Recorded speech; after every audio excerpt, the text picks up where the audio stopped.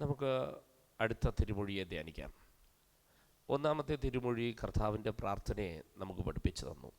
രണ്ടാമത്തെ തിരുമൊഴി ആ മാനസാന്തരപ്പെട്ട വ്യക്തിക്കുള്ള ഒരു ആത്മീയ വാക്തത്വത്തെ നമുക്ക് പഠിപ്പിച്ചു തന്നു. മൂന്നാമത്തെ തിരുമൊഴി നമുക്ക് കാണുന്നത് യോഹന്നാൻ സുവിശേഷം 19-ാം അധ്യായത്തിൽ 26-27 വാക്യങ്ങളിലാണ്.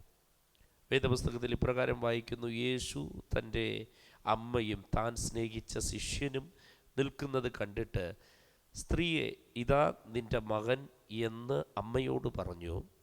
പിന്നെ ശിഷ്യനോട്, ഇതാ നിൻ്റെ അമ്മ എന്നും പറഞ്ഞു. ആ നാഴിക മുതൽ ആ ശിഷ്യൻ അവളെ തൻ്റെ വീട്ടിൽ കൈക്കൊണ്ടു. പ്രിയ ദൈവമക്കളെ, ഈ മൂന്നാമത്തെ തിരുവഴുത്തിൽ നിന്ന് കർത്താവ് നമുക്ക് പഠിപ്പിക്കുന്ന പാഠം എന്താണ്? ഇവിടെ കർത്താവ് ഈ ഭൂമിയിൽ താൻ കാൽവരി ക്രൂശിൽ കിടക്കുകയാണ്. എന്നാൽ ഭൂമിയിലേക്ക് നോക്കുമ്പോൾ ചില ബന്ധങ്ങൾ റെസ്റ്റോറേഷനിലേക്ക് വരണമെന്ന് കർത്താവ് ആഗ്രഹിക്കുന്നു. ചില ബന്ധങ്ങൾ അത് ശരിയാക്കപ്പെടണമെന്ന് കർത്താവ് ആഗ്രഹിക്കുകയാണ്. ഈ നിമിഷത്തിൽ എവിടെയെങ്കിലും ആരെങ്കിലും കൈവിടപ്പെട്ട അല്ലെങ്കിൽ ഉപേക്ഷിക്കപ്പെട്ട, തള്ളപ്പെട്ട ഒരവസ്ഥയിൽ കിടക്കുന്നത് കണ്ടു രസിക്കുന്നവനല്ല നമ്മുടെ കർത്താവ്.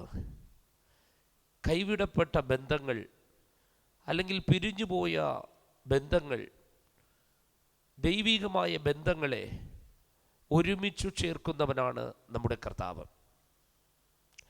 താൻ വേദന അനുഭവിക്കുമ്പോഴും യാതന അനുഭവിക്കുമ്പോഴും തന്നെ ഈ ഭൂമിയിൽ ഉദരത്തിൽ ചുമന്ന് തന്നെ പ്രസവിച്ച തൻ്റെ അമ്മ, താൻ ഈ ഭൂമിയിൽ നിന്ന് പിതാവിൻ്റെ അടുക്കലേക്ക് പോകുന്ന സമയത്തിൽ ഇവിടെ ഒരു അനാഥയായിട്ട് അവൾ കാണപ്പെടരുതെന്ന് കർത്താവിന് നിർബന്ധമുണ്ടായിരുന്നു.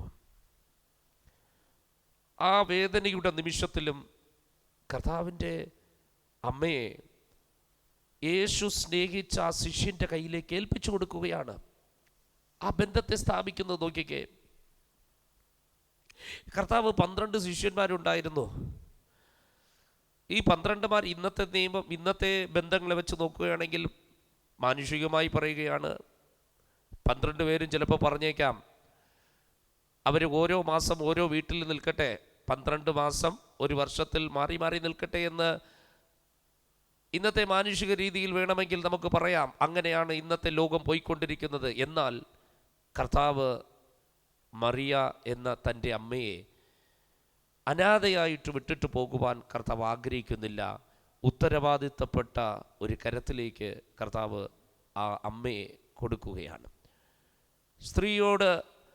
അമ്മയോട്, സ്ത്രീയെ, ഇതാ നിൻ്റെ മകനെന്നും മകനോട്, ഇതാ നിൻ്റെ അമ്മ എന്നും അവിടെ കർത്താവ് ബന്ധത്തെ ഉറപ്പിക്കുകയാണ്.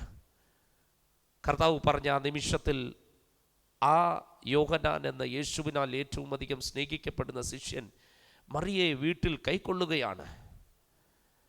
കർത്താവ് ഒരു ബന്ധം ഉറപ്പിച്ചു തരികയാണെങ്കിൽ അത് സ്ഥിരമായിരിക്കും. കർത്താവ് ബന്ധങ്ങളെ സ്ഥിരപ്പെടുത്തുന്നു.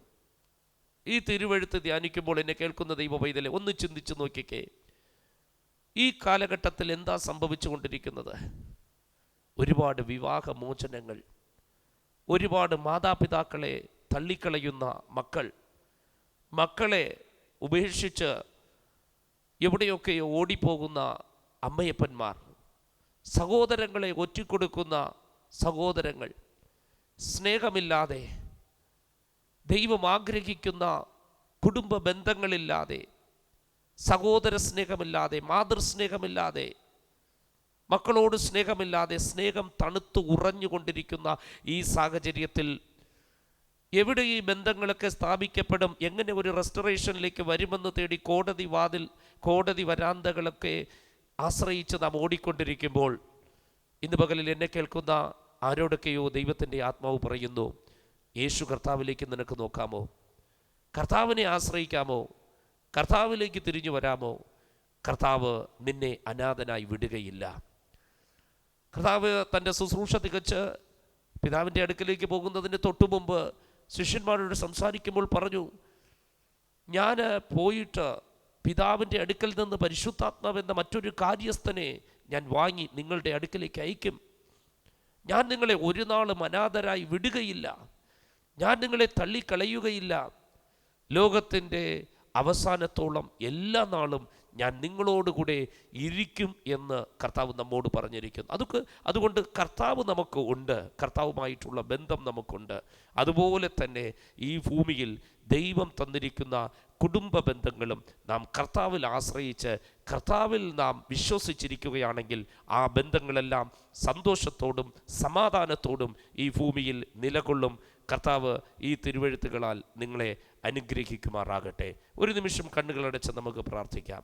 പ്രിയ പിതാവേ, അങ്ങയുടെ പുത്രനായ യേശു ക്രിസ്തുവിൻ്റെ നാമത്തിൽ ഞങ്ങൾ ഈ തിരുവെഴുത്തുകളെ ധ്യാനിക്കുവാനിടയായി. ഏതൊരു സാഹചര്യത്തിൻ്റെ നടുവിലാണ്, എത്ര അതിദാരുണമായ വേദനയുടെ നടുവിലാണ് കർത്താവ് തൻ്റെ ഉത്തരവാദിത്വത്തെ, തൻ്റെ അമ്മയോടുള്ള കടമയെ, തൻ്റെ അമ്മയോടുള്ള ഉത്തരവാദിത്വത്തെ കർത്താവ് നിറവേറ്റിയതെന്ന് ഞങ്ങൾ അറിയുകയാണ്. എന്നാൽ ഇന്ന് ഈ ലോകത്തിൽ അല്പസുഖത്തിനു വേണ്ടി, അല്പസമ്പത്തിനു വേണ്ടി, അല്പനേട്ടങ്ങൾക്ക് വേണ്ടി ബന്ധങ്ങളെ വലിച്ചെറിയുന്ന അനേകരെ കാണുവാൻ കഴിയുന്നുണ്ട്. എന്നാൽ ഈ തിരുവെഴുത്ത് ധ്യാനിച്ചു കൊണ്ടിരിക്കുമ്പോൾ ഇതിനെ കേട്ടുകൊണ്ടിരിക്കുന്ന പ്രിയ ദൈവമക്കളുടെ ജീവിതത്തിൽ കർത്താവായ യേശു ക്രിസ്തുവിൻ്റെ നാമത്തിൽ അടിയൻ പ്രാർത്ഥിക്കുന്നു. തകർന്നു കിടക്കുന്ന ബന്ധങ്ങൾ, പിരിഞ്ഞു പോയിരിക്കുന്ന ബന്ധങ്ങൾ, അനാഥമായി കിടക്കുന്ന ബന്ധങ്ങൾ ഈ വചനത്തിലൂടെ ഒന്നായി ചേരട്ടെ എന്ന് യേശുവിൻ നാമത്തിൽ പ്രാർത്ഥിക്കുന്നു. കർത്താവ് അത് ചെയ്തു തന്നതിനായി സ്തോത്രം. യേശുവിൻ നാമത്തിൽ